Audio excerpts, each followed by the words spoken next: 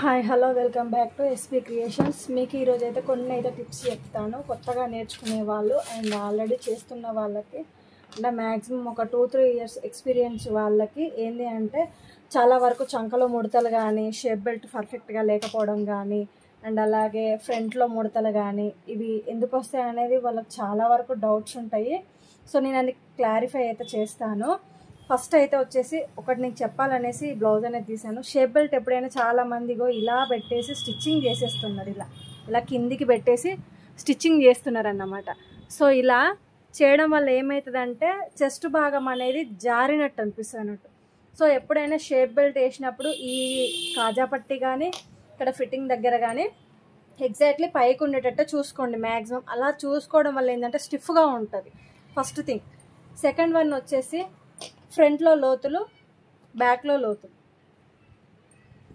Back లోతులు అనేది తీయరు, బట్ ఏంటి అంటే ఈ భాగంలో చాలా వరకు ముడతలు అనేవి వస్తాయి కదా. చాలా మంది అంటూ ఉంటారు మాకు ఇక్కడే ముడతలు వచ్చేస్తున్నాయి, చంకలోనే ముడతలు వచ్చేస్తున్నాయి, అసలు ఏంది అనేది తెలియక వాళ్ళకే ప్రతిసారి అదే టాపిక్ చెప్తూ ఉంటారు. బ్లౌజ్లో ఏది ఉన్నా లేకున్నా మాత్రం ఒక్క టాపిక్ మాత్రం ఖచ్చితంగా ఇక్కడి నుంచి ఇక్కడికి ముడతలు అనేవి కామన్గా వస్తుంటాయి.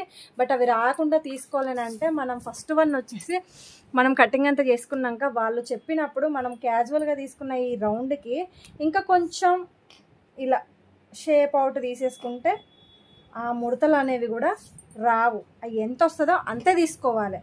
అది 1/2 ఇంచా 1/4 ఇంచా అనేది కూడా ఉంటుంది అన్నట్టు. బాగా ముడతలు వస్తే బాగా తీసుకోండి, లేదు కొంచెం వస్తే కొంచెమే తీసుకోండి.